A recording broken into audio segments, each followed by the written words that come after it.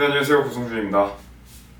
일단은 여러분들 제 얼굴에 지금 피로가 느껴지시는지 모르겠는데 지금 굉장히 피곤한 상태입니다. 지금 당장이라도 잠들 수 있을 것 같은 그런 상황인데 이게 눈꺼풀이 내려오는 게 저도 스스로 느껴지네요. 어제 거의 한 3시간 반 정도밖에 못 자가지고 오늘 낮잠도 2시간 정도 자긴 했는데 그래도 피로가 가시질 않네요.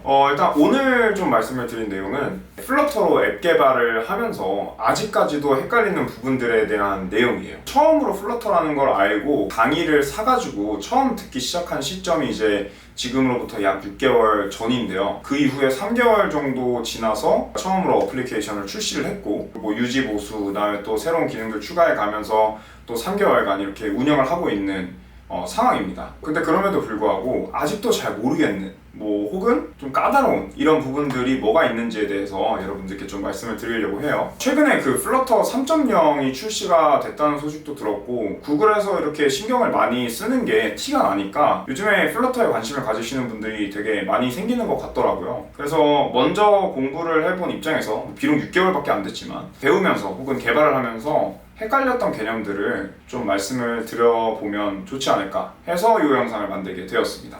이게 한 가지 중요한 게 제가 미리 말씀을 드려야 될 것 같아요. 이 영상은 그런 헷갈리는 개념들에 대해서 명확하게 제가 답을 제시해드리는 그런 영상은 아닙니다. 그냥 말 그대로 아직까지 저도 헷갈리는 부분들에 대해서 그냥 일기처럼 편하게 말씀을 드릴 생각이고, 왜 인터넷 짤들 중에 보면은 그거 있죠? 역시 형이야 구하러 와줬구나, 아니 나도 잡혀왔어, 그 짤 있죠? 그 짤과 같은 어떤 느낌의 영상이라고 보시면 될 것 같아요. 나도 지금 잡혀있는 상태다. 네, 그래서 이제 본론으로 들어가면 아직까지도 헷갈리는 플러터 관련 개념 한 가지는 스테이트풀과 스테이트리스입니다. 이게 플러터 강의 거의 초반에 배운 아주 기초적인 그런 내용인데도 불구하고 아직도 헷갈려요. 오히려 처음에는 덜 헷갈렸던 것 같아요. 왜냐면은 그때만 하더라도 어떤 식으로 제가 이해를 했었냐면은 뭔가 내가 변수가 필요하고 화면 그 상에서 동적으로 막 어떤 값들이 바뀌거나 막 모양이 바뀌거나 이런 게 필요하면은 스테이트풀 위젯을 사용하고, 그게 아니다, 단순한 버튼처럼 그냥 한번 만들어지면은 그 모양 그대로 유지하면 되는 녀석들은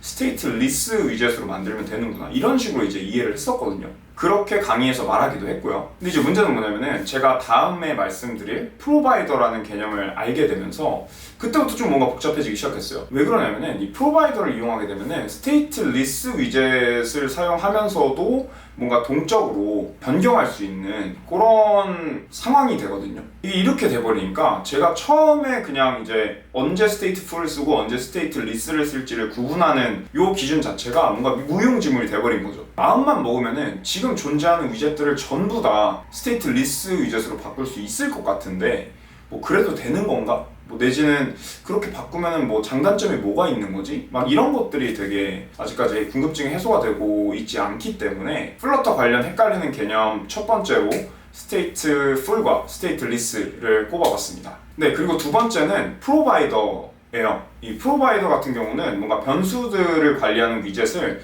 따로 빼는 거라고 생각을 해주시면 될 것 같아요. 그래서 마치 뷰에 뷰엑스가 있듯이 플러터에는 프로바이더가 있다, 이렇게 생각해 주시면 될 것 같아요. 그리고 사실 제가 이 프로바이더가 조금 뭔가 내용이 복잡한 것 같아가지고 강의를 구매를 해서 본 상황이긴 합니다. 그거 유데미에서 얼마 15,000원인가 주고 샀었던 것 같은데, 그 강의가 저도 들어보니까 뭔가 되게 괜찮아가지고 혹시나 프로바이더 관련해가지고 더 알고 싶으신 분들은 이 강의를 보시면 될 것 같아요. 제가 밑에다가 링크 남겨놓도록 하겠습니다. 아무튼 이 프로바이더를 알기 전까지는 변수가 어떤 화면에 종속되는 개념으로 전 생각을 했거든요. 예를 들어서 A 화면에 있는 변수의 값이 바뀌면 B 화면에 그 바뀐 값이 반영이 돼야 된다, 이러면은 이전에는 어떻게 생각을 했었냐면 A 화면에서 B 화면으로 넘기는 그 과정에 B 화면의 생성자에다가 A 화면에서 변경된 변수를 집어넣어가지고 인자로 전달을 해서 B 화면에서 걔를 사용하는 이런 방식으로만 구현이 가능하다라고 생각을 하고 있었어요. 근데 이제 프로바이더가 변수를 말씀드린 것처럼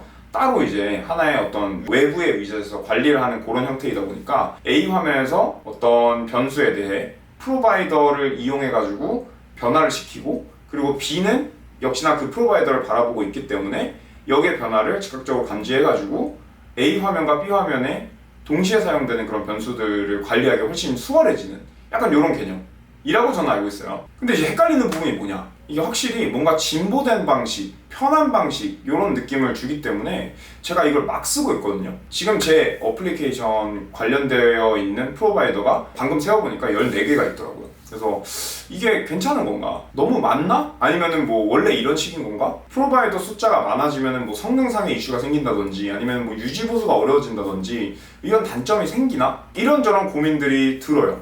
네, 그래서 이게 뭐 개념 자체는 제가 이해했는지 몰라도 어떤 상황에서 사용을 해야지 적절한가라는 부분에 대해 계속 의문들이 남고 있기 때문에 프로바이더를 헷갈리는 개념 두 번째로 꼽아봤습니다. 네, 마지막 세 번째로는 라이프 사이클이에요. 이거 관련한 고민은 한 문장으로 정리가 될 수 있을 것 같아요. 어떤 동작을 어떤 라이프 사이클에서 실행하는 게 맞을까? 뭐 대표적으로 라이프 사이클이라고 하면은 이니스테이트라던가 아니면 빌드, 그 다음에 뭐 디스포즈 이런 녀석들이 있겠죠.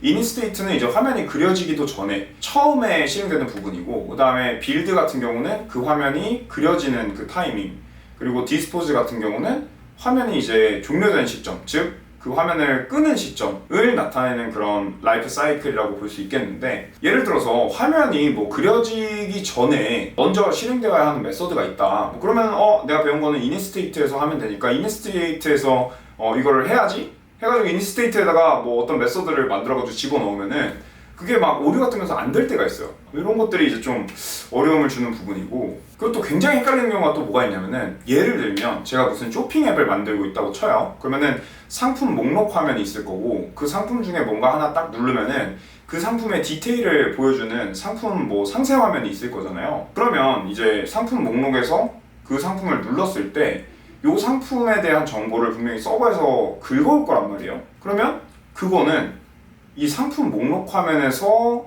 상품 상세 화면으로 넘어가기 전에 그 정보를 받아와야 되는 건지, 아니면은 일단 상품 상세 화면으로 넘긴 다음에 그 상품 상세 화면의 이니스테이트 그 라이프 사이클을 이용해가지고 그때 받아와야 되는 건지, 이런 것들이 또 헷갈리는 거예요. 이게 그냥 뭐 별달리 이슈가 없으면은 마음에 드는 대로 그냥 하면 되는 건지, 아니면은 베스트 프랙티스가 있는 건지, 이런 부분들이 걱정되더라고요. 그래서 이것도 아직 제가 속 시원히 답을 찾지 못한 그런 상황이라서 마지막으로 헷갈리는 개념 라이프 사이클을 뽑아봤습니다. 네, 그래서 오늘은 제가 6개월 전 시점부터 처음으로 플러터를 접하고 뭐 공부하고 앱을 출시하고 또 유지보수하면서 아직까지 잘 모르겠는 헷갈리는 개념들에 대해서 말씀을 드려봤습니다. 이미 플러터를 알고 계시는 분들이라면 제가 말씀드린 이런 내용들이 좀 공감이 됐으면 좋겠고, 이제 플러터를 처음 접하시는 분들이라면 나도 저런 거 헷갈릴 수도 있겠다, 뭐 다음에 공부할 때 저런 개념들은 조금 더 꼼꼼히 봐야지, 뭐 이런 정도의 영감을 드렸다면 좋을 것 같습니다.